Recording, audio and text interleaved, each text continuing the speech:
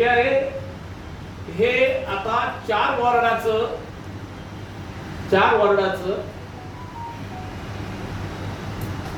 जे काही कॉन्ट्रॅक्ट आलेलं आहे 4 वॉर्डाचं नाही 24 वॉर्डाचं, त्याच्यावरती म्युनिसिपल मजदूर युनियन वामनराव कविस्करांची आणि अशोकराव जाधवांची या लोकांचं काहीतरी चाललेलं आहे. तुला काय वाटतं काय करायला पाहिजे? मी म्हटलं त्यांना काय वाटतं? ते म्हणाले त्यांचं म्हणणं आहे की ते कन्सिलेशन मध्ये जाणार आहे, समेटकर्त्याकडे जाणार आहे. मी म्हटलं हा शुअर शॉट म्हणजे अतिशय स्पष्टपणे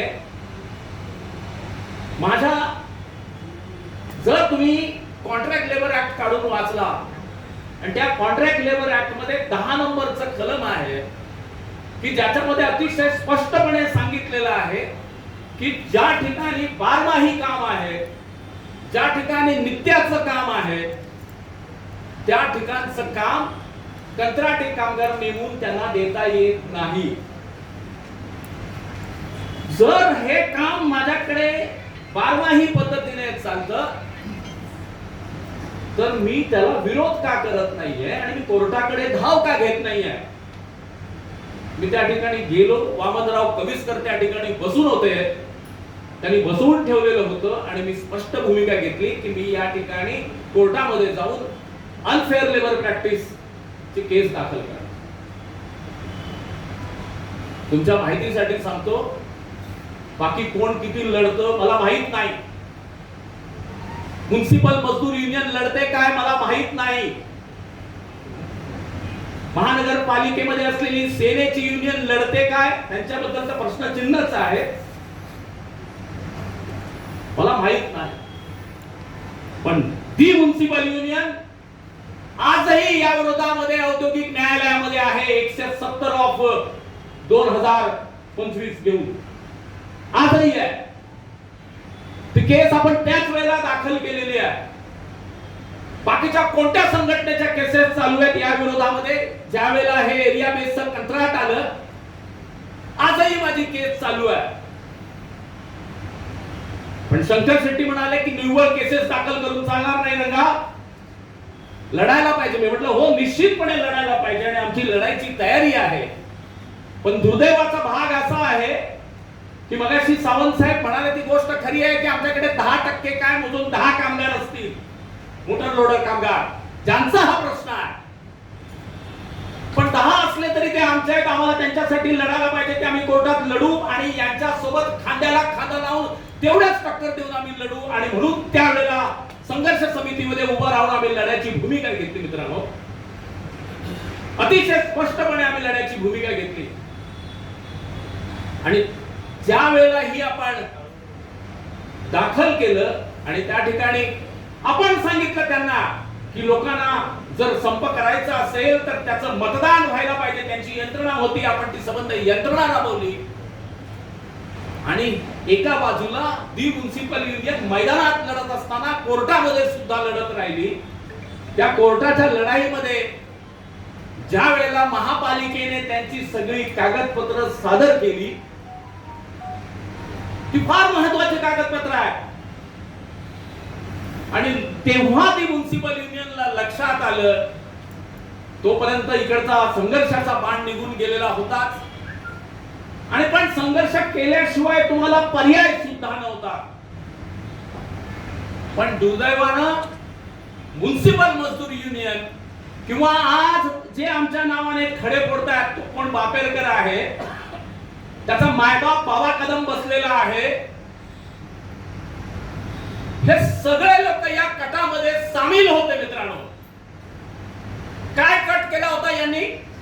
बघाशी मी उल्लेख केला सावंत साहेब की ज्या स्फोटक पद्धतीने आज मोटर लोडर प्रश्न विचारता आहे, 16-17 मध्ये हे प्रश्न का नाही विचारले गेले? काय होतं त्या कागदपत्रांमध्ये? त्या कागदपत्रांमध्ये होतं की म्युनिसिपल मजदूर युनियन ही त्यावेळेला कोर्टात गेलेली होती आणि त्यांना एक ऑर्डर फक्त स्टे मिळाला नाही, म्हणून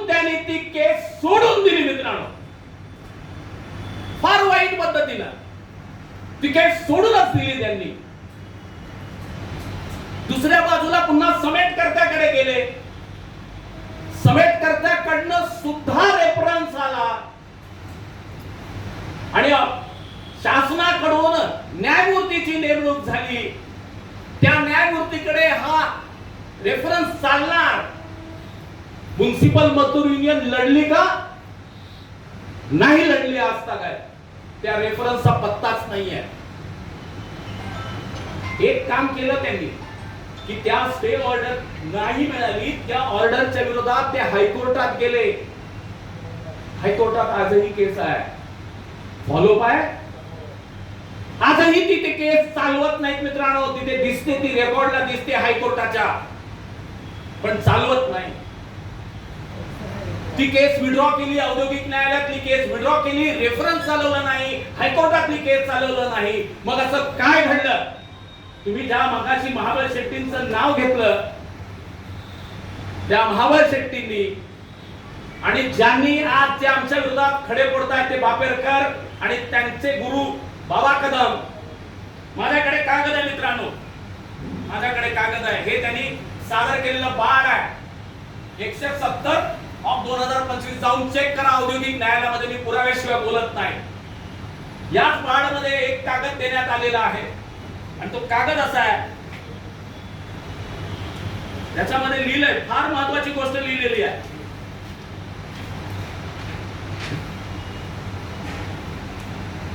सोळा 11/18 रोजी ते मुंबई महानगरपालिकेचं घनकचरा व्यवस्थापन खात्याचं या कोर्टाच्या पेपरमध्ये लावलेला हा कागद आहे, जो हा आपला संघर्ष चालू असताना मुंबई महानगरपालिकेने कोर्टामध्ये सादर केलेला कागद आहे. काय लिहितात त्याच्यामध्ये? दिनांक 16/11/18 रोजी दुपारी 3 वाजता उप आयुक्त घनकचरा व्यवस्थापन यांच्या अध्यक्षतेखाली महापालिका अधिकारी व मान्यता प्राप्त कामगार संघटना समन्वय समिती. कोण आहे समन्वय समितीमध्ये? सावंत साहेब हेच लोक आहे. त्यावेळेला म्युनिसिपल मजदूर युनियन सुद्धा समन्वय समितीमध्ये होती. प्रकाश देवदास सुद्धा होते. संजय बापेरकरांचं जे कोणी मातृ संघटना आहे ते बाबा कदम सुद्धा होते. आणि तमाम ज्यांनी लिहून दिलं की आम्ही करारावर चुकीच्या पद्धतीने सह्या केल्या, ते सगळेजण त्या समन्वय समितीमध्ये होते. लिहिलंय याच्यामध्ये की सदर बैठकीस उप आयुक्त घनकचरा व्यवस्थापन, प्रमुख अभियंता घनकचरा व्यवस्थापन, त्यांचे संबंधित अधिकारी श्री महाबळ शेट्टी म्युनिसिपल मजदूर युनियन, श्री बाबा कदम म्युनिसिपल कामगार सेना, श्री सुभाष पवार व कामगार समन्वय समितीचे इतर प्रतिनिधी हजर होते. आज पत्रक काढतायत, पत्रकार परिषद घेतायत. हे त्यांनी लिहून दिलेलं आहे. काय लिहिलंय? परिमंडळ 7 मधील 3 विभागात, म्हणजे तुमचा आर सेंट्रल, आर साऊथ आणि आर नॉर्थ, महापालिकेमार्फत कंत्राटदाराने कचरा उचलण्याचे सर्व समावेशक असं काम दिल्याने 5,500 मोटर लोडर कमी होण्याची शक्यता. हे महापालिकेचा अजेंडा आणि ह्यांनी तो उपस्थित केलेला प्रश्न. आणि सांगतात काय, इथे काय कबूल करतात की परिमंडळ 7 मधील 3 विभाग व टी विभाग व्यतिरिक्त सर्व समावेशक कचरा उचलण्याचा कंत्राट देण्यात आले. म्हणजे काय? 4 विभागांचा आम्हाला मान्य आहे. 17 सालामध्ये जे तुम्ही 4 विभागामध्ये चालू केलं त्याला तुम्ही अप्रत्यक्ष शब्दामध्ये, म्हणजे बाकीच्या ठिकाणी आम्ही आता नेत नाही आहोत सध्या, आता आम्हाला हे 4 विभागाचं मान्य आहे.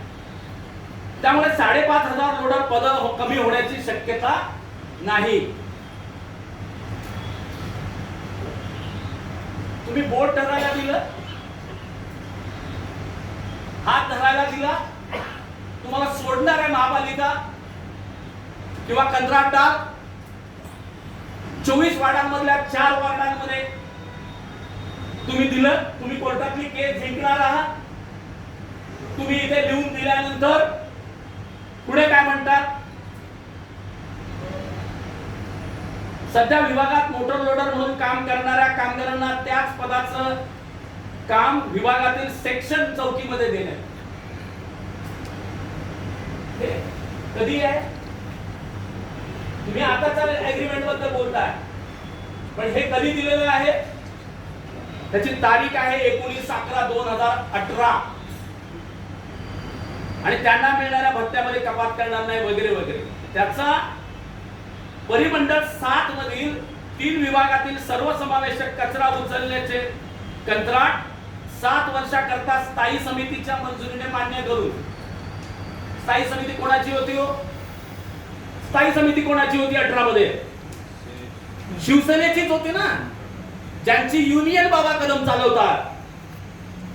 म्युनिसिपल मजदूर युनियनने तर हे लिहूनच दिलं, ते स्थायी समितीने मंजूर केलं होतं. का नाही स्थायी समितीला कोर्टामध्ये खेचलं? का नाही त्यावेळेला महापालिकेच्या आयुक्तांना कोर्टामध्ये खेचलं की ही कायम स्वरूपाची पदं आहेत, हे 4 वॉर्ड तरी आम्ही का द्यायचे?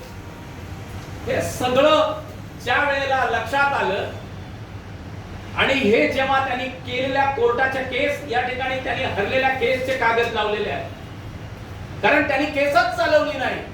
का केस चालवली नाही? का हे सगळं कबूल करायचं? केस चालवली असती, प्रश्न जिवंत राहिला असता, तुम्ही हरला असतात किंवा जिंकला असता, पण तुम्ही चालवलीच नाही. तुम्ही टेक्निकल फॉल्ट केला, तेच चालू असताना तिकडे आणखीन रेफरन्स चालू ठेवला. जाणीवपूर्वक तुम्ही टेक्निकल फॉल्ट क्रिएट केले.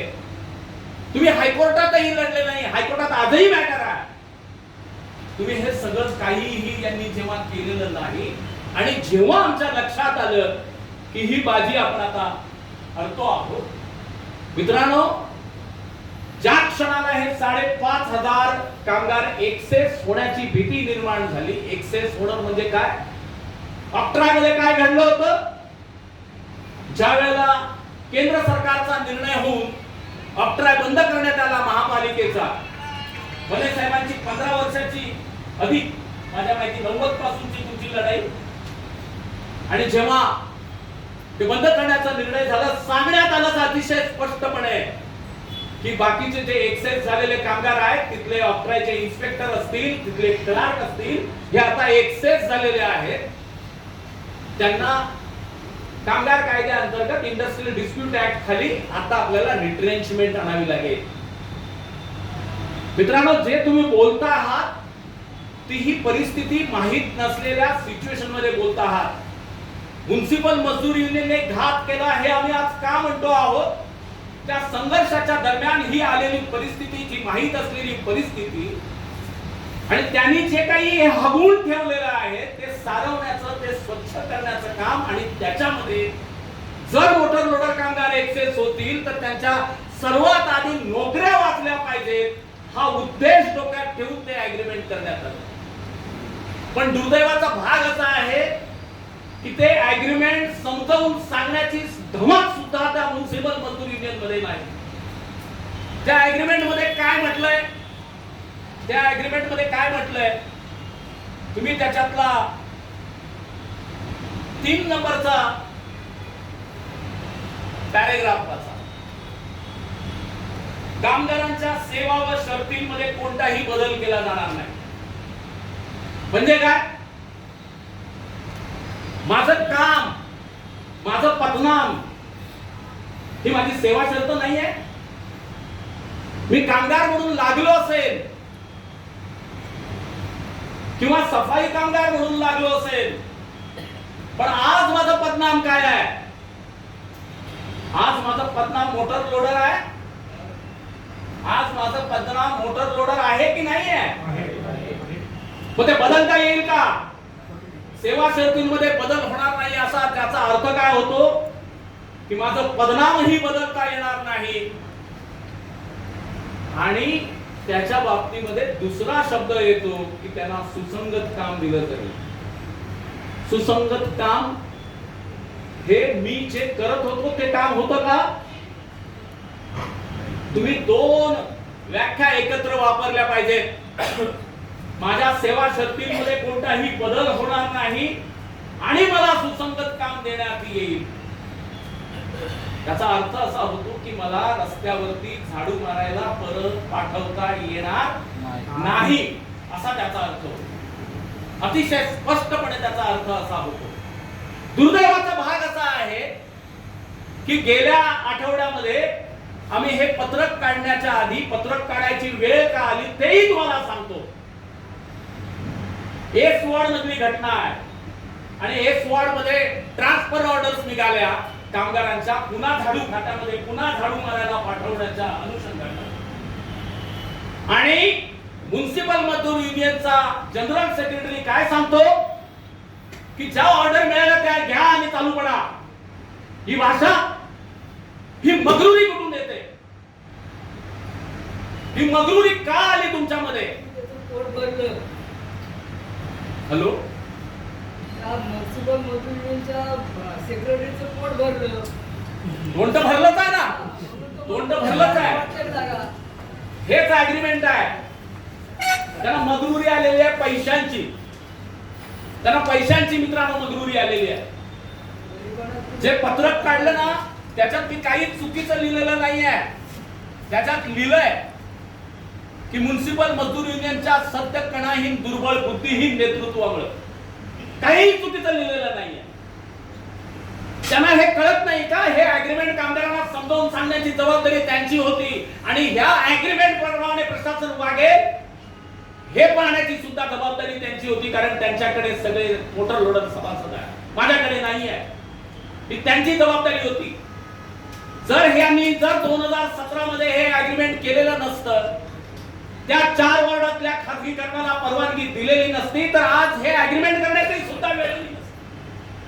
आम्ही ह्या अग्रीमेंटला तयार होण्याची पार्श्वभूमी मुळात ही आहे की जे अवगुण ठेवलेलं आहे ते कुठेतरी स्वच्छ करून त्या कामगारांच्या नोकऱ्या वाचवल्या गेल्या पाहिजे. त्या कामगारांना त्यांच्या वारसांच्या नोकऱ्या वाचवल्या पाहिजे. दुर्दैवाचा भाग असा आहे की याच्यामध्येच एक गोष्ट आहे की 8,000 कामगारांना परमनंट करण्याची आणि त्याच्यासाठी हे 50,000 नोकऱ्या अजून मिळायच्या आहेत. आणि एक जण तर काय 5-5 लाख घेतो म्हणे माणसं घुसवण्यासाठी. त्या याद्यांमध्ये 36 कोटी रुपये जमा झालेले आहेत. आजचा आकडा आहे, रतन खत्रीचा आकडा सांगत नाही मी. आज कामगारांकडून नोकऱ्या देतो म्हणून सांगून 36 कोटी. आणि पाठीमागे गेम काय केलाय, जसं 18 मध्ये आपल्या मोटर लोडर कामगारांबरोबर गेम केला त्याच पद्धतीनं गेम केलेला आहे मित्रांनो. माझ्याकडे दुसरा कागद आलेला आहे. त्या कागदामध्ये काय म्हणतात ते की ज्या कामगारांना घेण्यात येणार आहे 8,000 लोकांना, त्या कामगारांना म्हणे लाडपागे वारसा लागू होणार नाही. म्हणजे काय झालं? लाडपागे लागू होणार नाही. आज कंत्राटी कामगार तुमचे 50 वर्ष पण झालेले आहेत, 45 वर्ष पण झालेले आहेत, 5 वर्षासाठी परमनंट करणार. तो 50,000, 1 लाख, 2 लाख आणून स्वतःच्या घरातले दागदागिने विकून आणून भरतोय की मला कधीतरी परमनंट होऊ दे, माझा लाडबागेचा वारसा हक्क माझा जिवंत होईल. आणि मला जरी आज मी आयुष्यभरात परमनंट नसलो झालो तरी माझा पोरगा, माझी पोरगी कुठेतरी या ठिकाणी या महापालिकेमध्ये येईल. काय सांगतायत ते लोक? मोटर लोडर गेले तरी आपल्याला काय फरक पडत नाही, आपल्याकडे अमाप संपत्ती जमा झालेली आहे, येणारी 10 वर्ष आपण ही युनियन चालवू शकतो. मेंबरशिप 10,000च्या खाली गेली तरी चालेल. आणि त्याच मगरुरीमधून त्या एस वॉर्ड मध्ये वामन कविस्करांनी स्टेटमेंट केलं की नोकऱ्या मिळाले ते घ्या आणि चालू पडा. त्याच्यातून हा प्रश्न निर्माण झालेला आहे. आणि मग मला असं वाटलं की आपण ही बोलण्याची योग्य वेळ आहे, आपण बोललं पाहिजे. याच्या पुढे आपण थांबता कामा नये. मित्रांनो, दी म्युनिसिपल युनियन कधीही खोटं बोलणार नाही. मला आज जर मला कळत नसेल त्या मी कशाच्या अग्रीमेंट वरती काम करतो तर मग माझी इथे बसायची लायकी नाही, हे युनियन चालवण्याची माझी लायकी नाही. तर ते चुकीचं असेल तर मी केलेलं चुकीचं नाही असं माझं ठाम मत आहे. कारण त्याच्या पाठीमागची पार्श्वभूमी समजून घ्यायला पाहिजे. ती पार्श्वभूमी आहे की 2018 मध्ये समन्वय समिती, महाबळ शेट्टी, बाबा कदम आणि समन्वय समितीतले बाकीच्या सगळ्या संघटनांच्या नेत्यांनी हे खाजगीकरण ऑलरेडी मान्य केलेलं आहे आणि त्या ऑलरेडी मान्य करण्यामधून जे 5,500 लोक एक्सेस होणार होते त्यांच्या नोकऱ्या वाचवण्याच्या अनुषंगानं त्यांना रिटायर्ड व्हायला पाहिजे, त्यांच्या नोकऱ्या वाचल्या पाहिजे, त्यांच्या वारसदारांच्या नोकऱ्या वाचल्या पाहिजे, त्या केवळ एकमेव हिताच्या भावनेतून आपण या एग्रीमेंट वरती सह्या केलेल्या आहेत. बाकी कुठलाही हेतू तुमचं साधं मगाशी कोणीतरी समान वेतन काढलं होतं, समान ही युनियन ती आहे ज्याने सांगितलं की 2011 मध्ये जो तुम्ही करार केला 19 सप्टेंबर 2011 ला तो करार चुकीचा आहे आणि तो करार चुकीचा आहे हे सिद्ध करणारी ही युनियन आहे आणि ते समान कामाला समान वेतन मिळवणारी ही युनियन आहे. पण कोणताही मुद्दा म्हणजे अशा पद्धतीनं कामगारांचं अहित व्हावं असं इथे बसलेल्या एकाही नेत्याच्या मनात कधीही आलेलं नाही, येणार नाही. मी तुमच्या देणग्यांवरती युनियन चालवत नाही मित्रांनो, कामगारांच्या देणग्यांवरती युनियन नाही चालवत.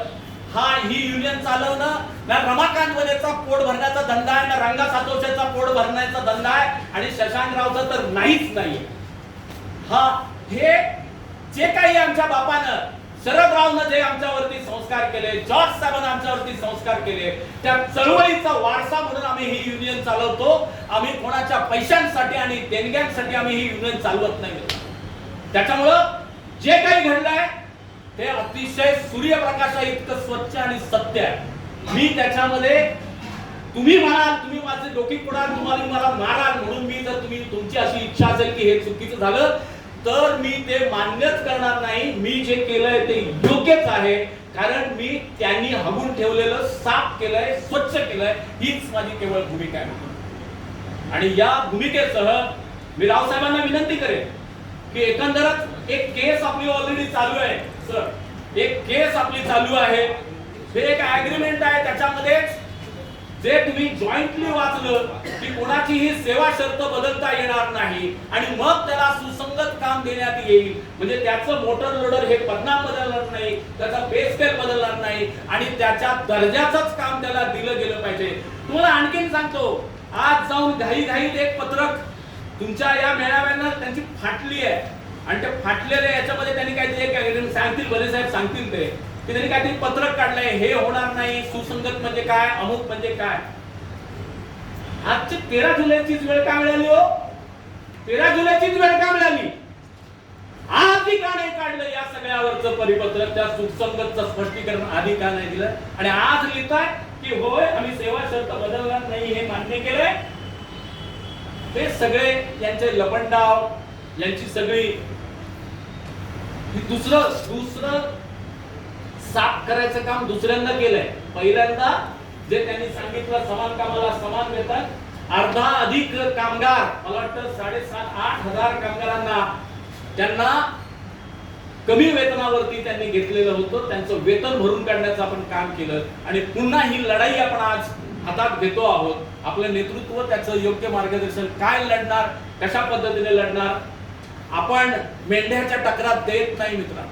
मेंढ्यासारखं चला उद्या काय करायचंय तर ताकद दाखवायची आहे म्हणून चला आझाद मैदान किंवा मला वाटतं म्हणून संप करा, अशा आपण भूमिका कधी घेत नाही, घेतल्या पण नाही. जे जे काही कामगार हिताचं असेल ते ती पावलं उद्याच मॅटर आहे, त्याच्यावरती जाऊन आज आम्हाला उद्या मांडणी करावी लागेल की बघतो काय करता येतं. उद्या हजर तर राहावंच लागेल, पण त्याच्याही पलीकडे हे मॅटर आपण लढवलं पाहिजे असंही आजही मला वाटतं आणि ते त्यांनी जे मान्य केलेलं आहे, सुसंगत काम देणार आणि सेवा शर्त बदलणार नाही, या टेक्निकल मुद्द्यावरती सुद्धा लढलं पाहिजे.